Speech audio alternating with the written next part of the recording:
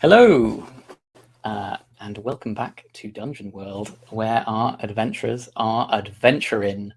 We have just, before the break, found perhaps unlikely allies in a couple of goblin poets, who the party were very positive on overall, and did not try and attack. And I think that won the goblins over pretty effectively. They having been used to only a life of cruelty.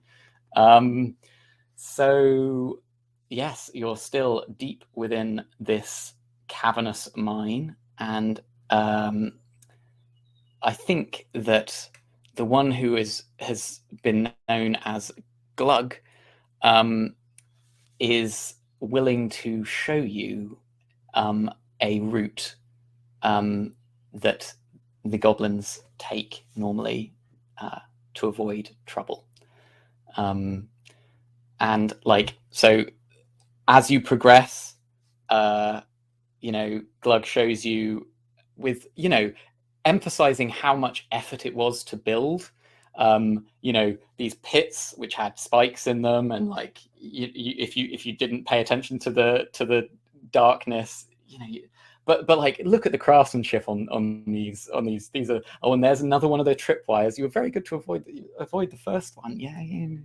And is getting you to bypass a ton of different very, very scary looking traps overall. And shows you a couple more sort of hidden pathways. And has instructed Orza is the name of the other goblin, to tell the others of your plan and to go ahead, and they go a different route. We'll see how that turns out. So at a certain point, Glug says to you, I think there are guards in that room. That is where the room beyond that is where the master is. The big one. If I go in there, I'm a dead goblin. Please don't make me follow you. I'm not made for this life. God, don't. I will quietly unsheath my sword and take up my vanguard position. And I'll whisper to it, not to worry, small, disgusting creature. You can stay here. Glug hugs your Hawaiian shirt robes and gets a bunch of dirt and grease over it. That's the nicest thing anyone's ever said to me. Oh, you're so kind. What can I call? What can I call you? I am Binklebot Heffingly, and these are my compatriots, Heart and Embertongue. Of the Heffingleys? Wow. Yes. Wow, my family is quite wealthy. And he, at that, you notice an almost imperceptible, he looks up at your clothes and down, just a brief glance at your clothes when you say that you're unbelievably wealthy. And says my family is yes, quite that well. was made very clear. I see where we're going. Well, I'll find a way around.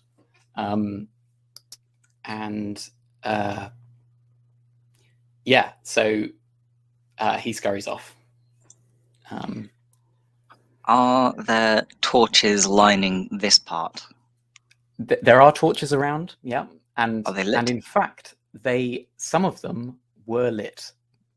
As the goblin took you through, increasingly they were lit.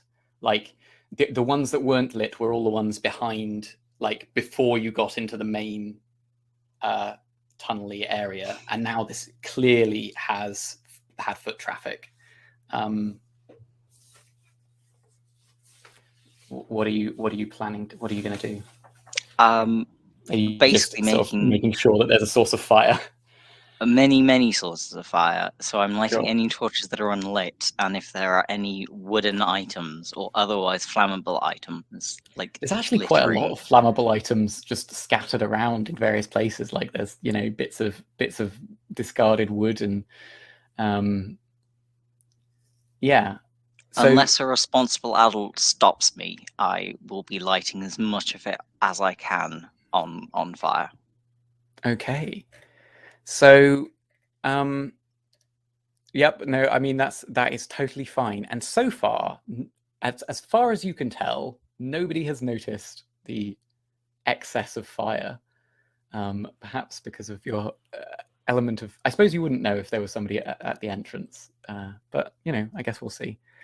So we know there are elves inside. So I think what I'll do is there's a door to this chamber, isn't there? Yes. Yeah. I think Glug left you a little bit away from that.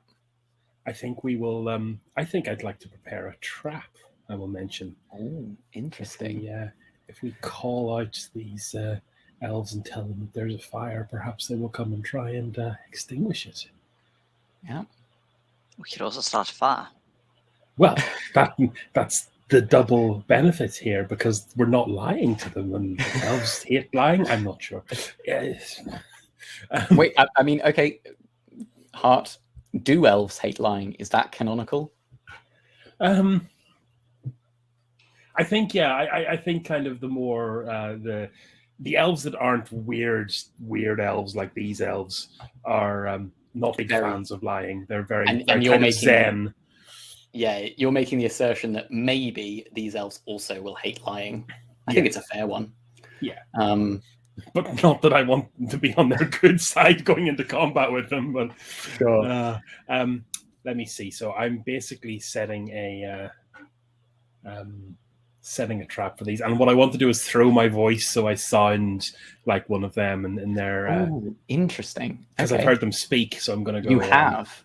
You know the sort of twisted things they say. So I'll kind of get everyone kind of lined up, and then I'll shout, "Oh, there's a fire! Get it while it's hot!" Okay. And Embertongue, are you doing anything at this point? I have collected like a bundle of the flammable things and laid it just in front of the door. Like enough that if it swings open, it won't like knock it flying or whatever. But they are not yet on fire. No, as soon as I gather them together, I'm setting them on fire. Okay, as soon as you gather them together, they're on fire. There is an actual fire. You're telling them the truth. Yeah. It's actually one of the worst ambushes I've ever planned, but at least it's legally sound. It's lovely. And Binklebart, what are you doing at this point? I don't really know how I can help with this trap setting. You don't have to help with the trap setting. Actually, no, I do know how I can help. I am going to summon my unseen servant. Oh, very good. To help Embertongue carry various flammable items to the spot that they're dumping stuff in. So Hart and Embertongue, you see like you pick up a few things, and then you just see like some other things just sort of float along. And wizard, that's normal. They're very the only person who seems totally unfazed, is Binklebart. This is how you pick up things. Okay. You gather a pretty good fire, or a pretty good amount of sort of kindling, and Embertongue's steady and experienced hands know exactly how to make. Yeah. So, someone has raised a very good point in chat. Is your unseen servant invisible or just not seeable? My unseen servant is a invisible construct that can only carry items. It can't pick anything up. I have to give it the items. But I mean, technically, it says unseen and not invisible. Yeah. So it could just be that it's a perfectly visible servant that just other people do not see. Indeed, it could be that way. In which case, I would like my unseen servant to me to look like another guy in a Hawaiian shirt. Like a this smaller time. Binklebar. Not a full robe, just a Hawaiian shirt and like khaki shorts, like knee-length khaki shorts. It's literally Terry Pratchett does Chuckle Vision. Sandals with like socks, like rolled up, right the way up. Like Okay, and I just think that there's something about this being that just it's sort of like a hobbit. You just can't focus on it for long. You know, just your attention is drawn elsewhere. Emberton, were you? Can I throw in that he also has a little, in a mismatching Hawaiian print, a little bow tie because he's your butler? Yeah, I'd agree with that. Man. It's still Hawaiian print, obviously, but it's contrasting colours. Yep. So this little unseen servant is doing this. Is it also an unheard servant, or is it like muttering to itself?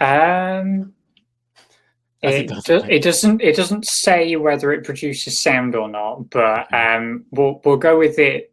It can produce sound, and it's just like it's cool too. It's just diligently doing its work. Yeah. Okay, so you actually gather like a really very quickly and actually surprisingly quietly. You all gather a really a good like pre-pyre, and Hart is sort of, I guess, standing behind that pyre, and Embertongue and Binklebar, where are you guys? Are you to the sides? Are you behind Hart?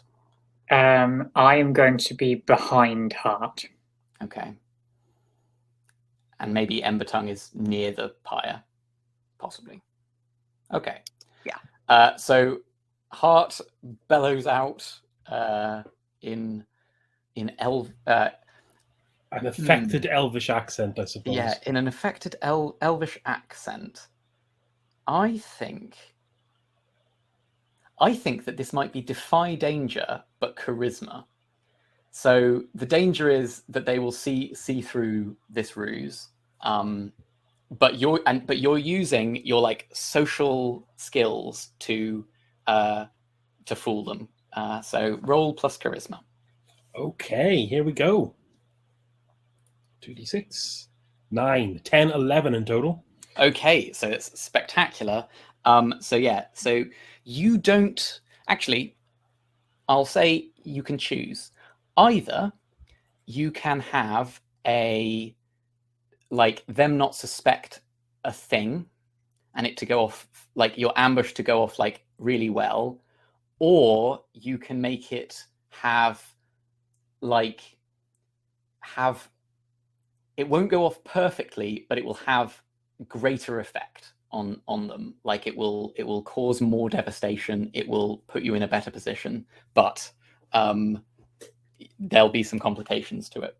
I think I will take your Devil's Gambit, GM, and go for the slightly spicier outcome.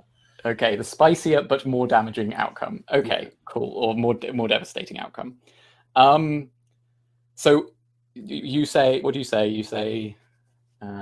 It was something along the lines of, there's a fire out here. Get it while it's hot and put it out before Master finds out. Oh, hot, says another one. And I was like, but we should put out the fire at some point. And it's like, yeah, sure. And they, one of them is like really eager and like bursts through the door, like is like, fire, somebody said, and steps just straight onto this like wooden plank, like didn't even notice the wooden stuff that you'd set up. What do you do, Emberton? I think at that point I'm going to coax the flame into an all-consuming bonfire and just raise it to engulf the elf. So I'm going to try, at least. Yep. Okay, so is that Zuko style that you're doing? So it is a +1, +2. I'll check in a sec. I roll a 6 + 1, 7. 7. Okay. And I think that the thing that Hart set it up perfectly, the result is that the flames like rise up in like spectacular inferno, and that elf would have kept running, but like got his ankle jammed in one of the bits of wood and is stuck there, and is like screeching and singing weirdly. Like it's a very unusual thing. Seems to, like it almost seems like they're praying to some god while it's happening in a like ecstatic glory. And yeah, so the first one like gets caught in this inferno. The second one kind of gets and is just, you know, is burned alive in a fairly horrifying way. The second one is only mildly singed, but has just like come forward. They're holding a bucket with water. Go on, stab him. Well, that needs to not happen. Okay, what are you going to do? I think Binklebart is probably the next. Okay, so seeing the guy with the bucket of water, can I like pop out from behind Hart and like nudge him with my staff into the bonfire? Just like poke him in the small of the back or like behind the knee to like make him fall over. So you're trying to trip him into the the bonfire. Okay, cool. Yes, that's an interesting one. I'd say you're not trying to hit him. So I think it's actually a defy danger to avoid repercussions from your trip. So roll, and I guess tell me how you do it. How do you want to trip him? Is it is it that you're like carefully choosing the exact, like you're like, what angle should I hit him at? You know, using your extensive knowledge of pressure points. Sure, I think that Binklebart has been in enough bar fights to have a better knowledge of pressure points than magic. I'll let you roll. You can roll plus intelligence, or you can roll plus dexterity, or you can roll plus wisdom. I might as well go with intelligence. So intelligence is you're just going like, he's going to run. His feet are going to be placed exactly here. Okay. That's 12 plus 2 for intelligence. So okay, so that was a spectacular roll. I think that guy. Okay, actually, again, I'll offer you a sort of similar thing, which is either you can receive no damage at all from this person, or you can open yourself up to harm and also get an attack on this person, in addition to tripping him up. See, Binklebart doesn't like the spice, so I think I'm just going to go for succeeding in what I was originally intending, which is just tripping them up. So, this elf, he's like, he's running at you. So he like has stopped at the fire, like was mildly singed, has turned, is like looking at you, and is like, you should never have tangled with me, and uses a sort of hatchet in an incredibly deft way, and like swings it, but you like predicted exactly how that movement was going to happen, and like it doesn't even like shear your beard. It you know, you're just dodging like crazy, and he's just like hacking and going towards you, and then at the exact right moment you plant your staff between his legs. He like stumbles a moment and falls into the fire. Because this is a pretty beefy fire, he is going to take actually, can you roll 2d6 and take the highest result? Is that me or how about you roll one of the d6s and Binklebart rolls the other d6, okay. and then we'll take the highest result of those things. So I rolled a 6. And I got a 5. So okay. Well, this guy just like he face plants into the fire, and you roast his head. Really, like it just, and the water it just has like dropped, and like the bucket is like rolling away. These two guards were very thoroughly dispatched, and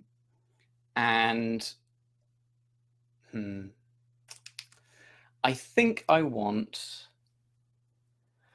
someone to roll for how loud you were.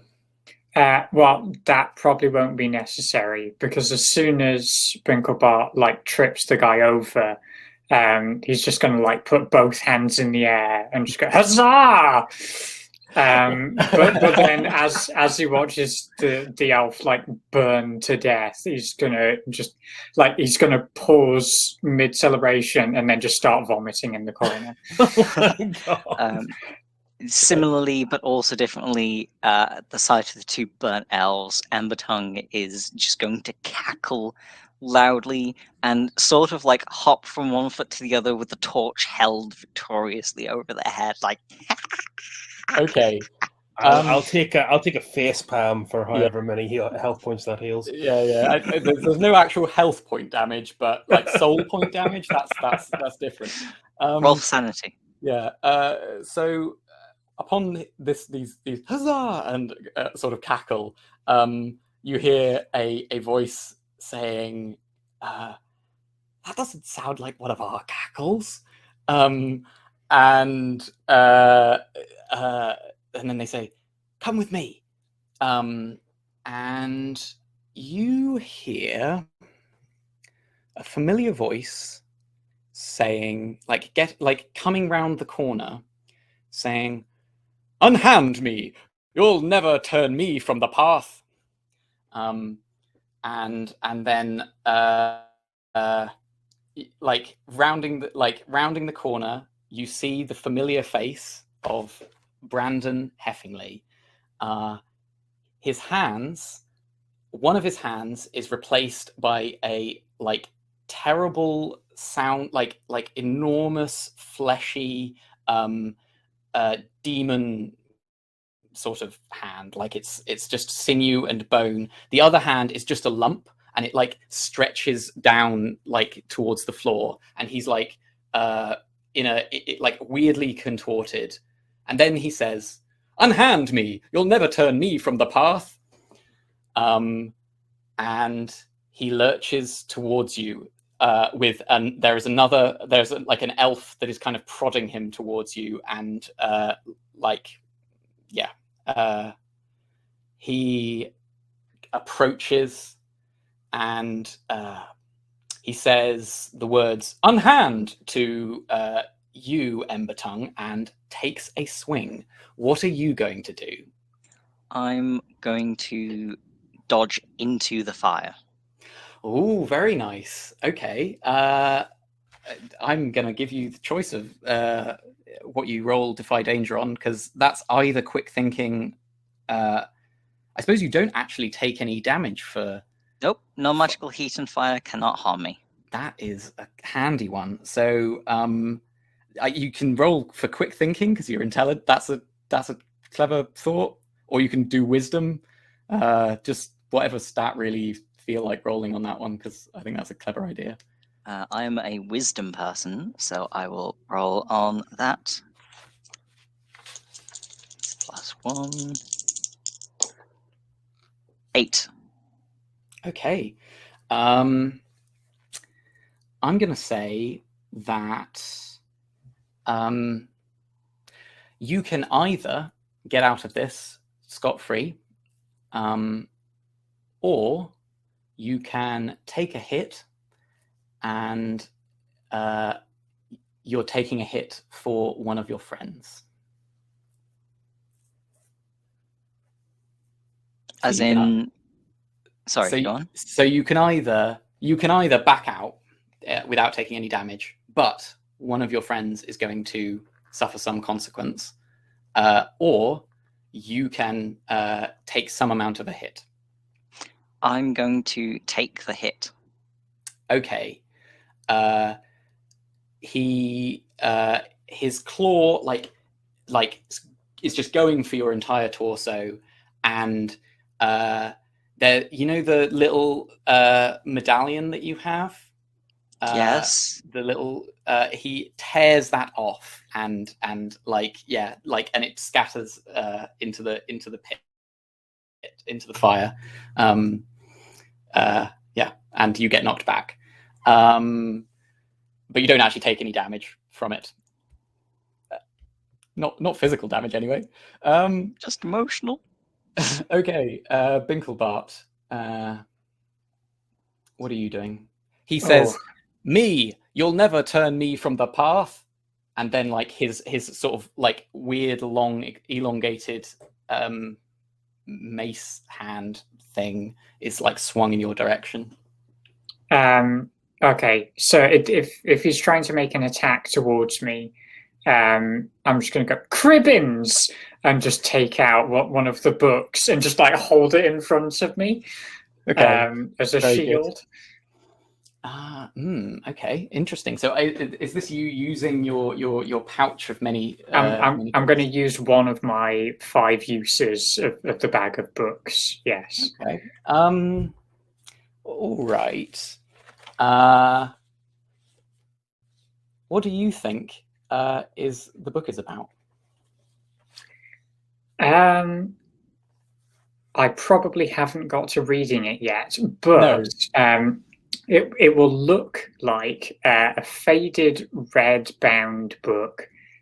So red leather bound, and it will have like gold trimming around the outside. And then in the center, there'll be some sort of like sigil, which has what kind of symbol?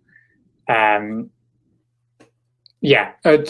strange symbol on it that is something magical. Okay.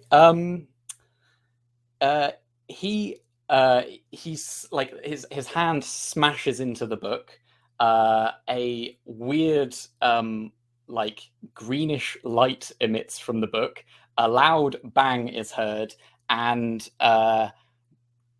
for the next 30 seconds, gravity is going up. So you all like tumble to the ceiling. And I guess the fire also kind of like, and there's a couple of corpses that, you know, it's pretty chaotic. I'm just trying to think. Yeah, one of the bodies gets impaled on like a stalactite that was on the ceiling, but otherwise, you're now on the ceiling. Okay. Actually, I think everyone should roll defy danger, dexterity. Sure. And tell me how that goes. Okay. I got a 10. Got a 10. Very successful. So you were also heading for a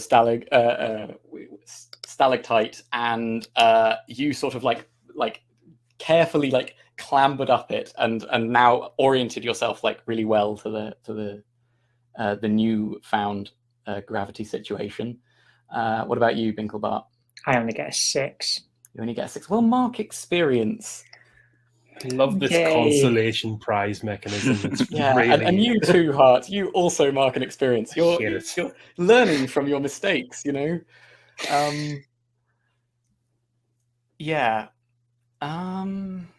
Okay.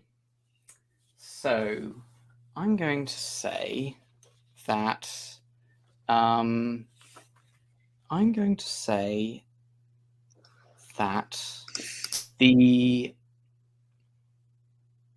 I was going to say that I think that the bard, Hart, is... I think your bagpipe is going to be burst. You're going to land on the bagpipe.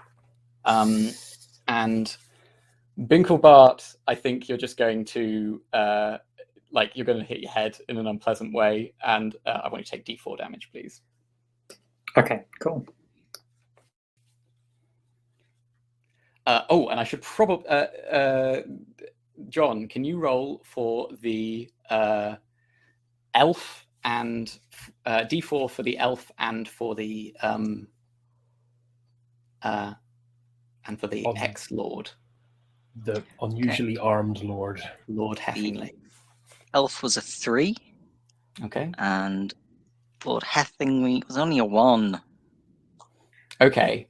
So Lord Heffingly, Did he take any damage from swiping into the fire for me? Oh no, that's a good point. Okay, roll a I think a D4, because it's not like it's not prolonged exposure to the flames. Yeah, makes sense. That was also a 1. Okay, so Lord Heffingly has taken 2 damage, and the elf has taken 3. Cool. But the elf, I think, is kind of discombobulated by this whole thing. Was not expecting for down to be up and up to be down. So is like taking a moment to shake his head. Brandon is just continuing to repeat, "Unhand me! You'll never turn me from the path," over and over again throughout this fight. And I think having noticed the effect of the books, will be trying to tear the books from you. So Embertongue, you notice Brandon doing this to Binklebart. What do you do? Like, he's grabbed this satchel and like is pulling it away. My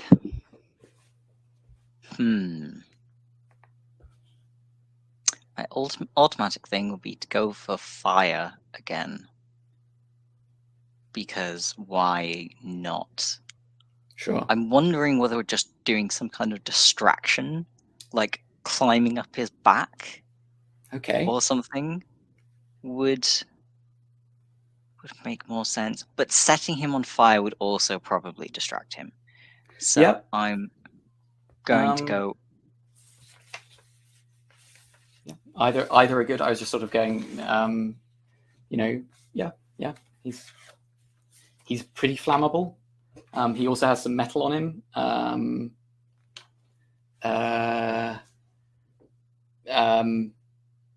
His eyes look kind of dead.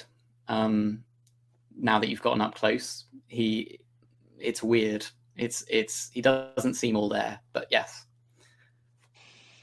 I'm going to Zuko style again, with my aim not so much being to attack him, but just to set parts of him on fire as a distraction, to see whether, like, he might not be intelligent enough for this to still be an issue, but setting people's clothes on fire is usually a good distraction technique.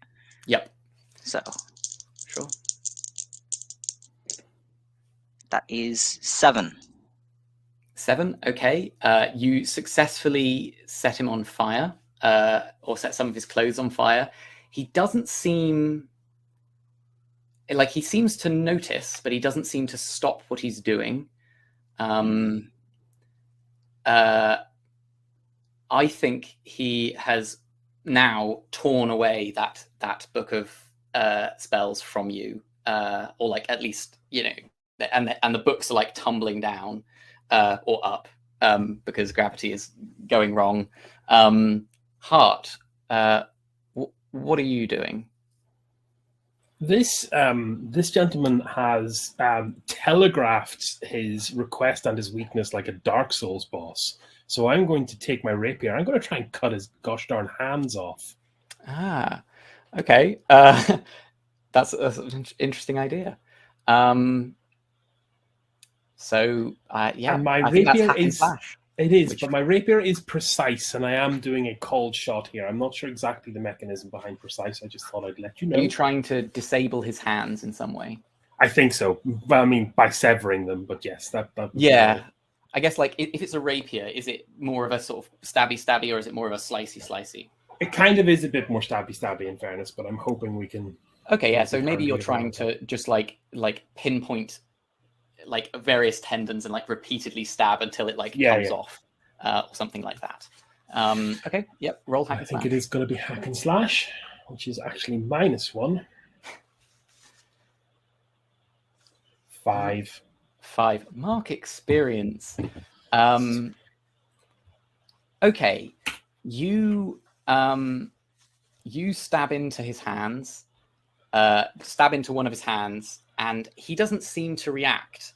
And like the blade has just gone through, and he pulls away, and the blade comes like it's now lodged in his hand. Yeah, I'm sorry. You are throwing away your patron's rapier so easily tonight. I will, however, call out to everyone else. Get his hands off. That seems to be the key.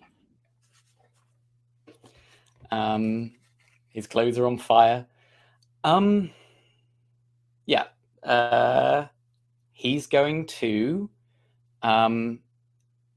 use his enormous hand to break off a piece of stalactite, and he is going to try to run you through with it, Binklebart.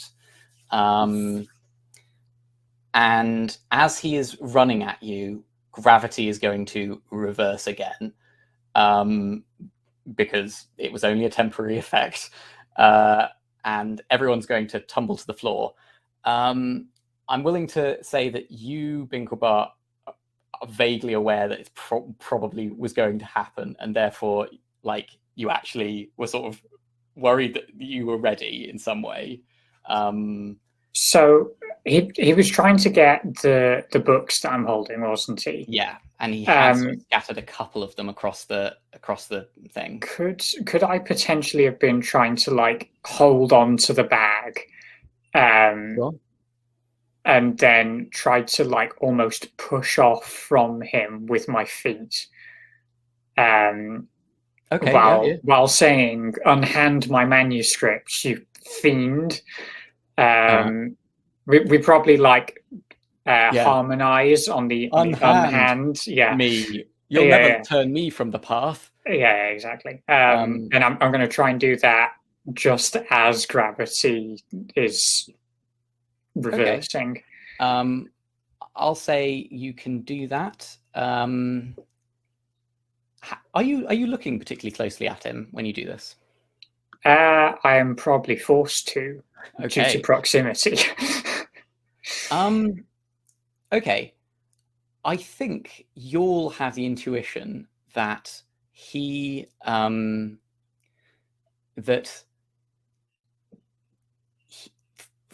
he doesn't seem to be avoiding harm very strongly, and in fact, in general, seems to be going towards more harm than you might expect.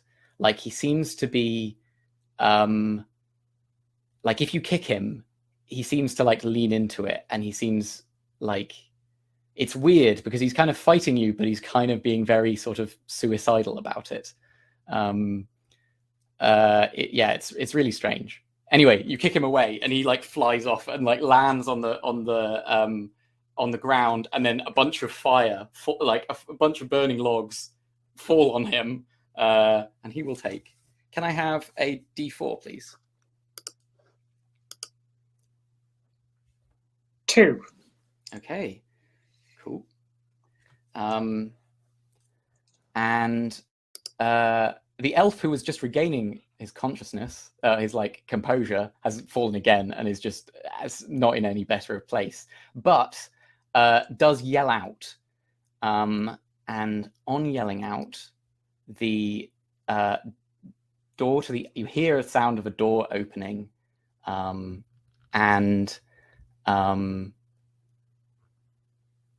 you hear like a weird noise. Emmerton, what are you doing? Uh-oh. Can I have that noise again? And they go.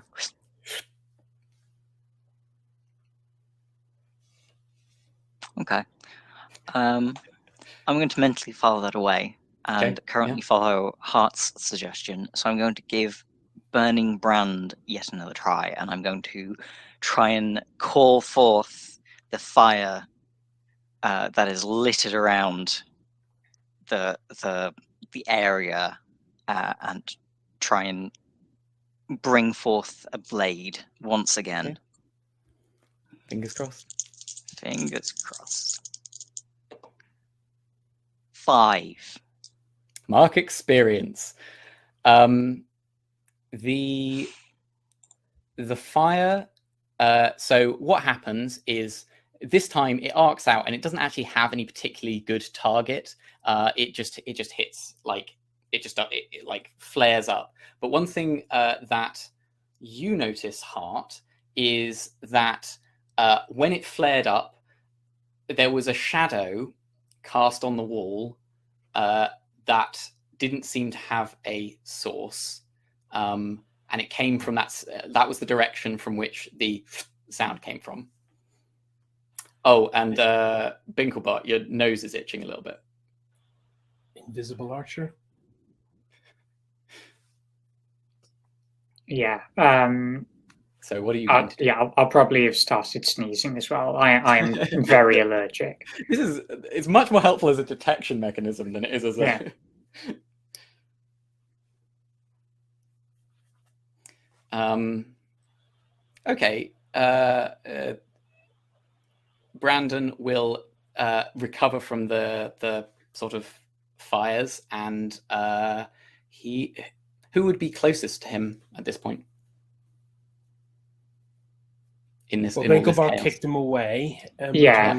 Has been struggling with him, but not recently. I think I put myself forward for the role of the people on the floor. Yeah, I end up closest. He's going to try to grab you. What are you going to do? I think I'm going to defy danger in a dexterous manner and try and Slip out. weave away. Okay. From See his how that goes. ungainly, weird flesh appendages. That is a 8. Okay. So you get away, but he. What is your other instrument? My voice. Okay. He grabs you and scratches your throat in a like horribly painful manner that means that you will not be able to sing for at least a while, a little bit. But yes. Gosh darn consequences. Someone has to start rolling well. We're running out of things he can take from us. There's consequences, yeah.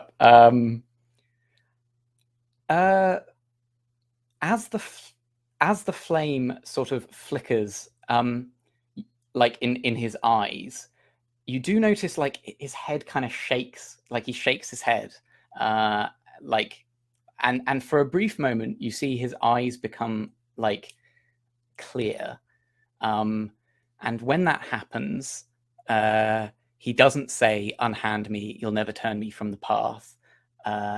He says, "Kill," and then nothing, and then he's back to his spiel.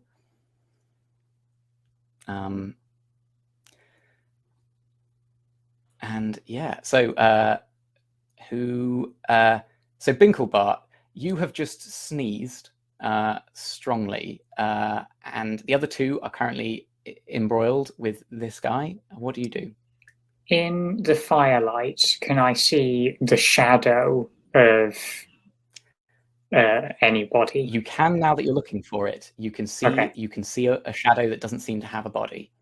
I would like to try and cast Magic Missile at the form which is casting a shadow. Absolutely, go for it. Okay.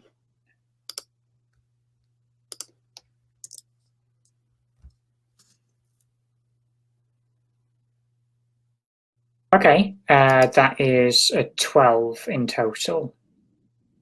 Okay, so I think that's just a pure success, right? Yeah, so on a 10 plus, the spell is successfully cast, and you may cast the spell again later. Sure.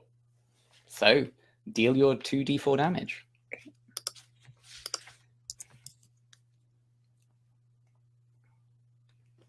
Two again. Okay.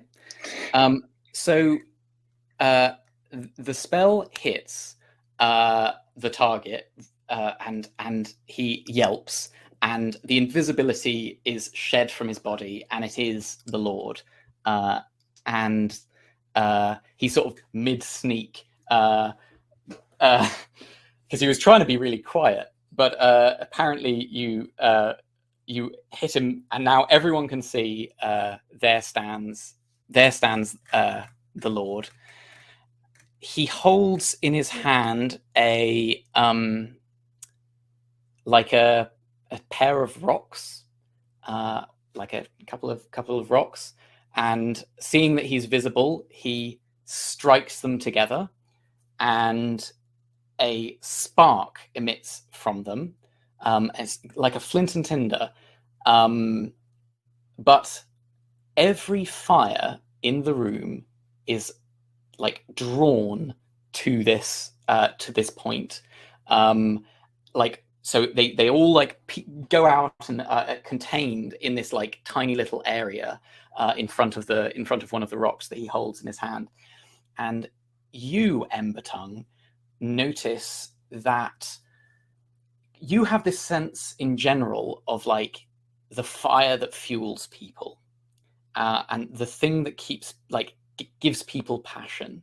And you notice that as soon as he strikes that, not only do the physical fires become like start being drawn towards this and start going out, so do like the emotional fires that are fueling you and Hart and Binklebart. Like it seems to be sapping something from you, some essence, some like will.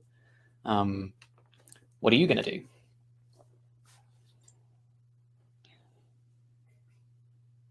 I shout, "Fire Stealer!" and I like dive towards the Lord and try and summon Burning Brand again to just plunge into him as often as I can, and then probably fail and just make an idiot of myself. But I believe in you. I think you've cast that spell 0 times successfully so far.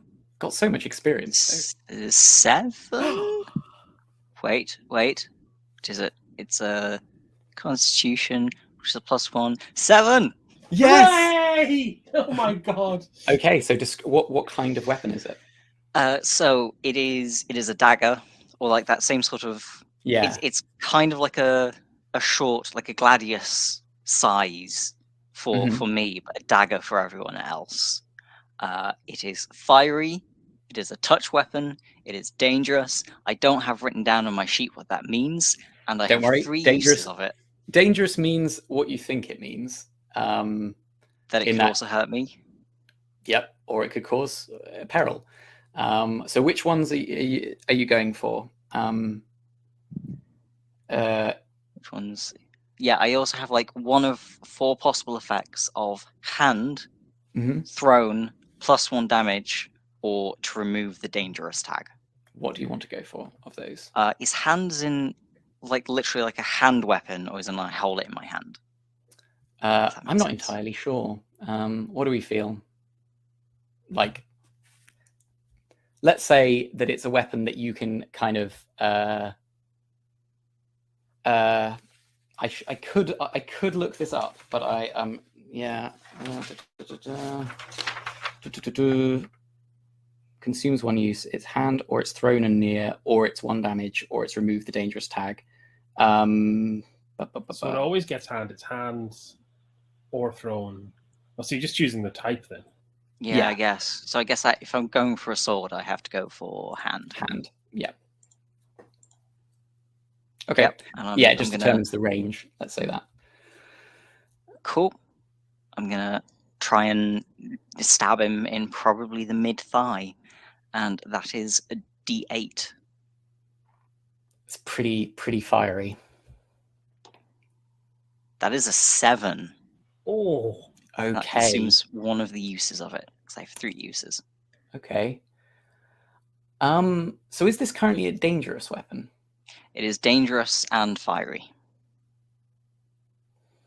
Okay, on a 7, he is like, I think what happens is you stab him once in the leg and he like shrieks in agony.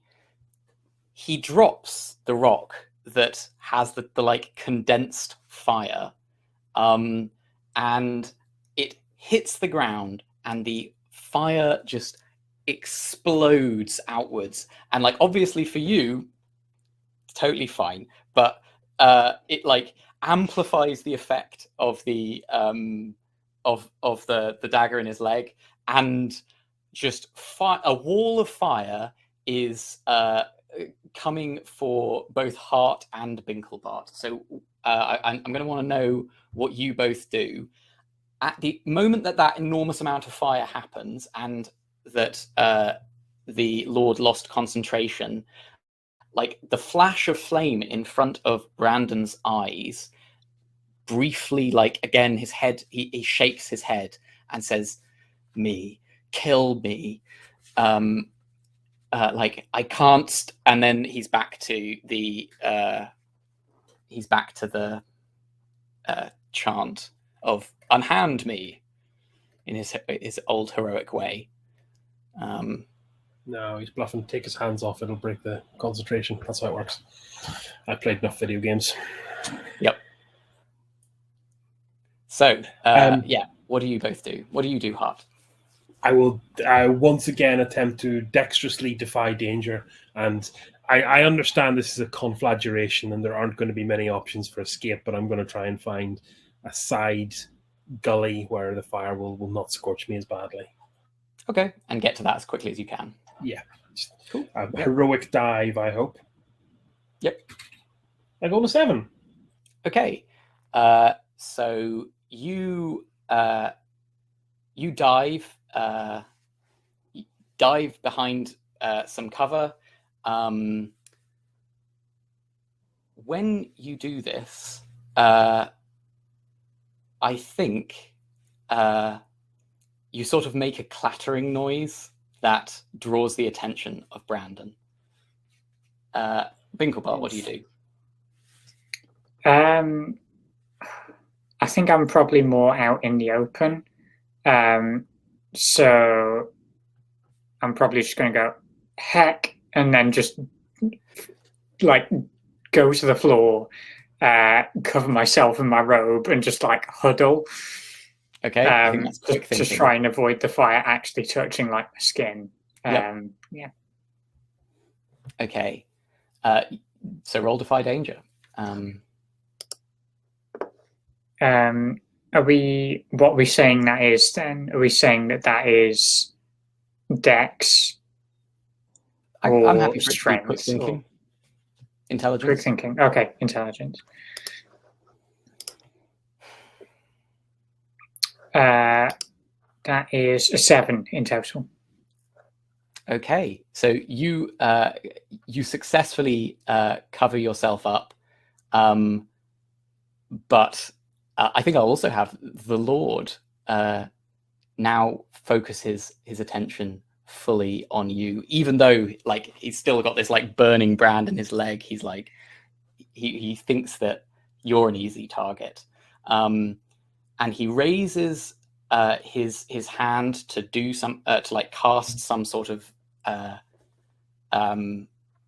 magics, and a vine shoots out and grabs his hand, and then another one like gets him around the throat. What do you do, Embertongue? Quick question: was Brandon also hit by the wall of flame? Oh yes, he was, but I think he won't take D8 damage. He'll take. Oh wait. Actually, I think it will be D8 damage. Roll a D8. Sure. because this was not actually the brand. This was a like terrifying conflagration of every piece of fire in the room. That was another 7. Okay. Brandon is knocked off his feet, and he does not appear to be getting up. He, like, a sort of peace seems to pass over his face. And he lies there singed. Hart, you spot that the Lord has been entangled by this vine. What are you going to do? He's still attached to Embertongue as well, though, isn't he? The Lord? Yes. Did you get thrown off? I don't think so. I don't think so, no. Okay. You're like, yeah, I guess your thing is embedded. He was turning towards Binklebart. I'm also still harmless, so I'm going to retrieve my saber. I understand there is a spare elf that has been deeply bamboozled, but may still be a threat. You are quite right. You look over and you see an elf with a goblin wrapped around its neck, kind of hitting it in the face. And you recognize the chirpish form of Glug trying his best. Glug, you're just so good. Yeah. I think the Lord represents the greater threat at the minute. I think the goblin, Glug and friends can deal with one elf.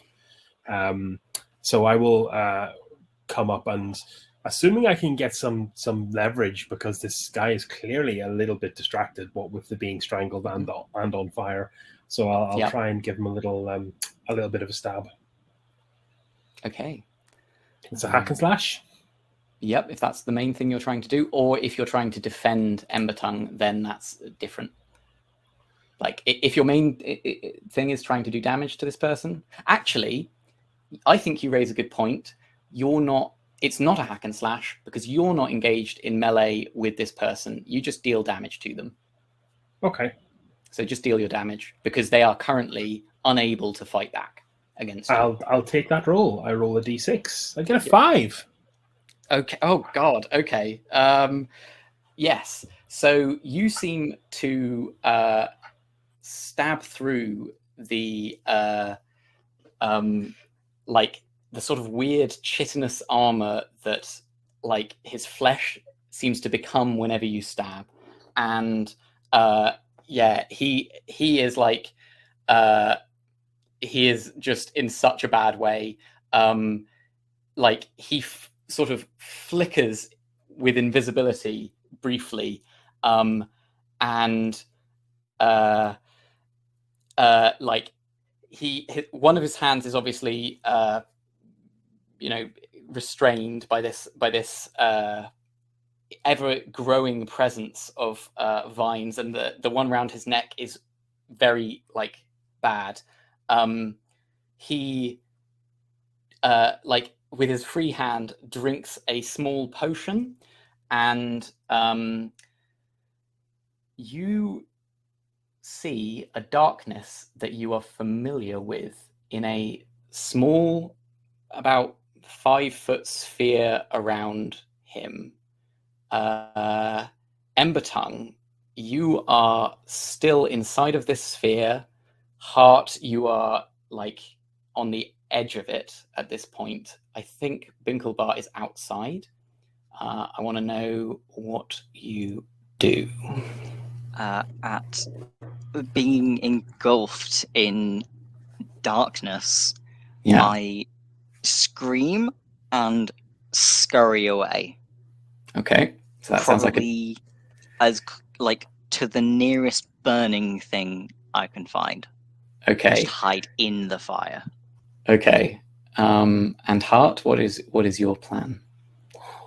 Honestly, we were threatened with being eaten alive if we don't win this battle, so I think my heroic gland is going to kick in. I'm going to try and give the guy a good hug. Okay, Yep. So I jump And in and just Dinklebot? grab him. Okay, very good. Seeing my great grandnephew be downed is going to spark the Heffingly heroism, which has been long absent from Dinklebot. And he's going to pick up a beaten up brown leather book with gold and silver embellishments on the cover. Is going to rush up and try to smack the guy in the head with the book. Okay, very good, very good. So how did you do on that Defy Danger, Ember Tongue? It was Dexterity, was the one I was going Dexterity. Oh no. Because we'll that's find out flat. exactly what happens based on how. That's 10. 10. Okay. Amazingly. So you managed to skitter out of the radius marked by darkness. Hart dives in to grab the man. Binklebot runs up and hits him with the book. Like when you hit him with the book. So what color was the book again? So it was brown and it had silver and gold like embellishments on the front. I'm going to say it's in like triangular patterns cascading down the cover. Okay. When you hit him with the book, like ice shoots out, like pillars of ice shoot out in all directions, and they break the sphere of darkness. And then the sphere, like, and from your perspective, Ember Tongue, Hart, Binklebot, and the guy vanish. But it's weird because unlike the first time, it seems like it sort of, it wasn't as like violent or explosive. There's still the sphere missing. There's the ice sort of embedded in the walls. And you hear from the room over, from where you are, the sound of a bunch of people clattering to the floor. Hart and Binklebot, you are now in a large hexagonal room. You can see that there's like, in the other room, there's like a weird amount of fire, like coming from under the door. And yeah, you're otherwise fine. The room looks like perfectly hexagonal, but like something about it seems weird. Like, you know how in a dream when you know something is the case, but you don't have any like reason to believe that it is the case? That's how you feel about how hexagonal this room is. It's like you believe it's hexagonal, but your eyes just aren't. Something's wrong about the angles or maybe the light. And in the corner where things seem the weirdest, there is a totally out of place, incredibly elaborate, beautiful bed with a woman in like white clothes lying, maybe asleep. And yeah, what are you guys going to do? The Lord is also clattered to the ground with you, and he seems pretty out of it. I think, should we restrain him or just coup de grace him? I think we'll go with the restraining option. Okay. Ember Tongue, you have noticed that the vines have become ever more present in this room, and they are heading towards the other. The vines have totally overtaken the elf, and the goblin is like freaked out and has run off. But seems to be unarmed. Clutch my firebrand, my burning brand sword in my hand, and I scurry towards the door. Okay. Maybe grabbing the torch if I can find it, or like a piece of burning wood. When you enter the room, you see the first thing that your eye is drawn to, as opposed to anything else, is that behind the bed, behind the bedpost, there is a enormous blackened glassy surface with a small chipped thing missing. And there's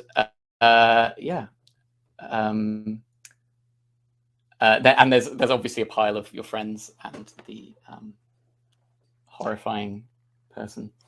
Seeing as how I have worn it around my neck for an amount of time that is probably fairly substantial to Ember Tongue, is the chink, the chip, like in any way similar? Shape is yes, it is the perfect exact. In fact, the more you look at it, you see that this thing is like cracked on its surface, like it's been reassembled. Oh my god. Okay. I scurry back and start looking for my piece of glass. Okay. Fair enough. While this is happening, Hart and Binklebart, just noticed that your names rhyme. It's great. All these hours in.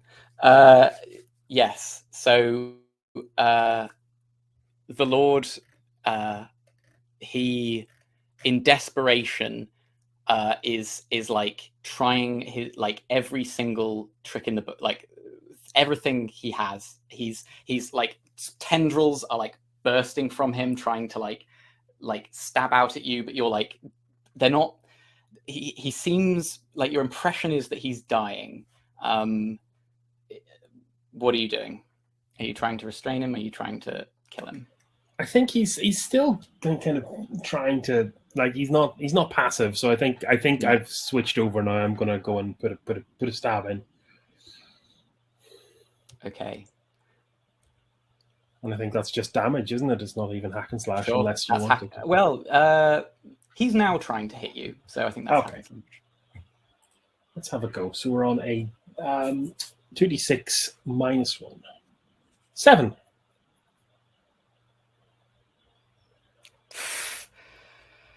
Okay, so he's going to get hit on you, and I think he's just going to do damage. Roll a d6. Oh my god, I rolled an 8. Hang on. That is I rolled not a 4. Possible. Okay, Yes. 4. You take 4 damage. Unless, and how much damage do you do to him? 3. Okay, so you strike him, and I think he collapses. He staggers backwards, horribly wounded, and leans, collapses against the bedpost. And you, Ember Tongue, you burst in at this point, holding the little shard in hand. And all that the Lord says is, "I'm sorry, Lisbeth." And the woman on the bed, she opens her mouth, but she doesn't speak with one voice. She speaks with many voices. And she says, "I have many names, but Lisbeth is not among them." And she smiles, and her smile cracks her face, and her whole being explodes outwards. Her flesh ripples, this weird flesh come forward and grab the Lord and pull him screaming into her form. She rises, non-human. Her organs are swum over the body.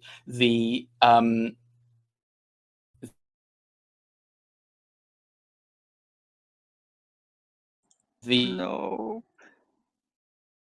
We've lost him at this critical point. Oh, critical point. Where did you leave me?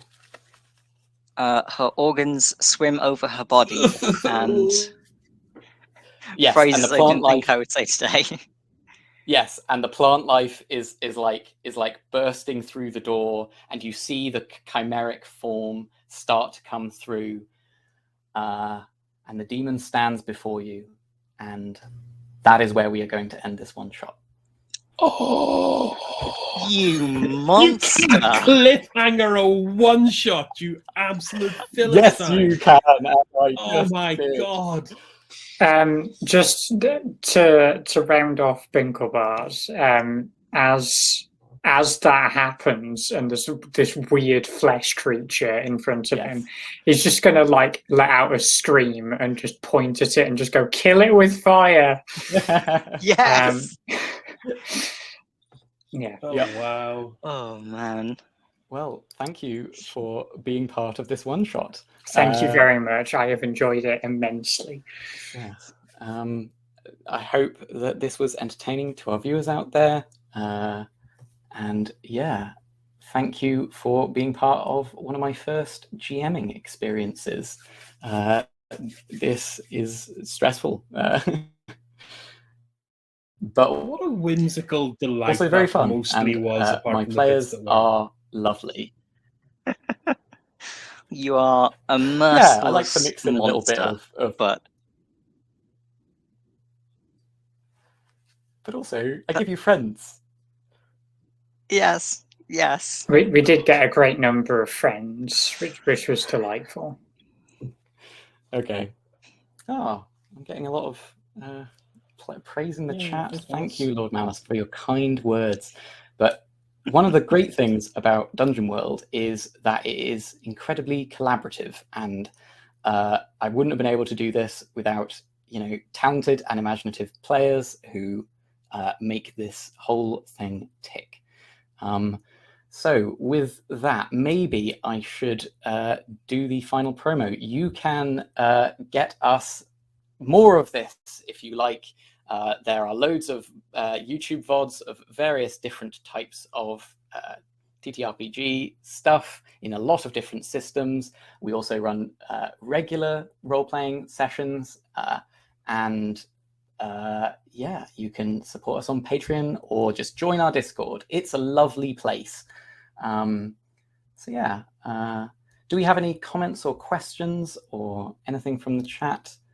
I'm just scanning through. We've got a couple in there. Yeah. What do you it's guys lovely, think of character creation? It's really good being able It's to build really a party nice, kind of structurally like that in the flow of things, rather than either the cliches you all meet in a bar or and desperately try and forge relationships, or anything more kind of independent where you're just smashing stuff created in a vacuum together and trying to find out the relationships that way. I think that's a really good part of the system. Yeah, especially I agree. when in like a typical system you might not necessarily know all of the lore, and it's like, I come from a village. Does anything wacky happen in that village? Probably not, because I don't know if that wacky thing can happen in this universe. Yeah. Whereas with this, it was just like, it was a really that's nice how salamanders work. It was a really nice way to do the whole kind of GM light thing, where the players are building the world and the GM's just kind of putting the story into the world, rather than kind of the world being the first half of the 500-page book. Yeah, and you guys come up with ideas that I wouldn't come up with, and I think it's just great. Character creation is one of my favorite parts of this whole system. But yeah, do we have any?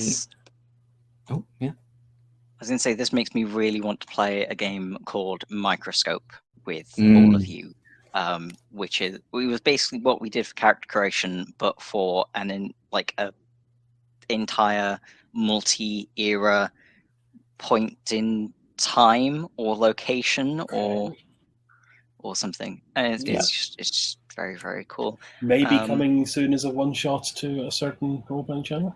Maybe. Here's a very good question. So, how did the players find the Dungeon World experience? I thought it was really good. I think Yeah, well, it was my first time playing it. I really enjoyed it. I think it's got a reasonably like stripped back system, so the role play is put like quite front and central, which I quite like in a system. The story focus was really good because even failures tend to advance the story, whereas in other games, like even in Symbaroum, which tends to get the strip back thing right, failures kind of do feel like they halt the story and, oh, that avenue is now closed to me, I have to find another route. Where in this case, it's just like a difference in consequences. And I feel it actually does feel in some of its DNA a bit like Blades in the Dark. I think this particular angle of a vertical slice through TTRPGs is quite interesting, especially with the kind of collaborative element. Yeah. And John, did you? I agree with everything that has been said so far. I think it's one of those games where the emphasis on it is very much on the role-playing and the way the role-playing is done, in the stripped back mechanics of just like 2d6, incredibly simple. I think I hit them, rolled a hit. That's it. I think as a GM, I found it very like it.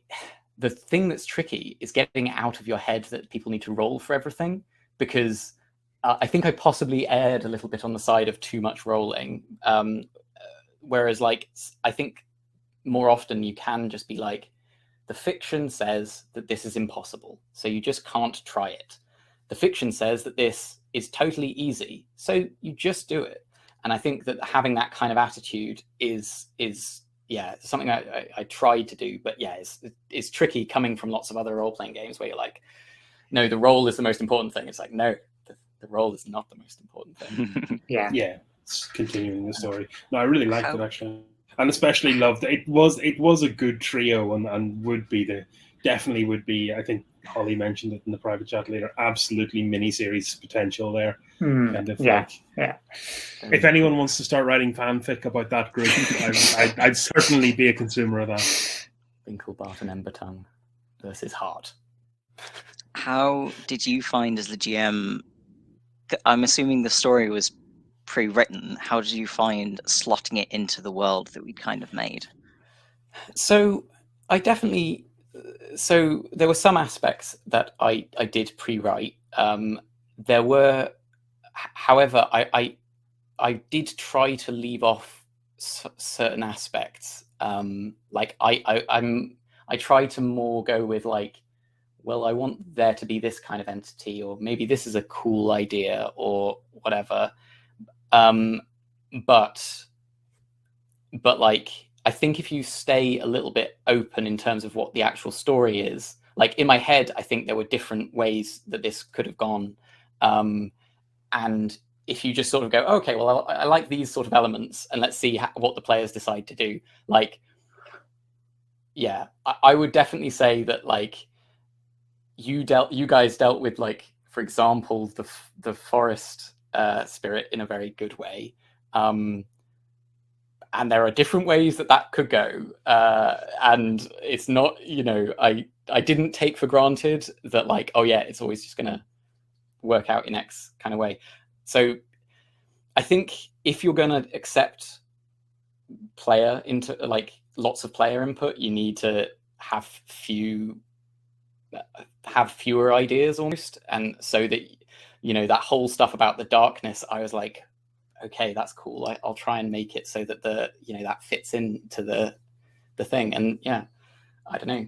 Your players will give you all of the good ideas, and then you get to take credit, which is fantastic. I'll take it. Yeah, no, it's really fun. Okay, so if that is all of our questions, this has been lovely. Thank you to the players, Chris, John, Holly, and thank you to myself. Thank you. Thank you very much. Yeah. Also to Warlord Genesis, who followed us during the stream.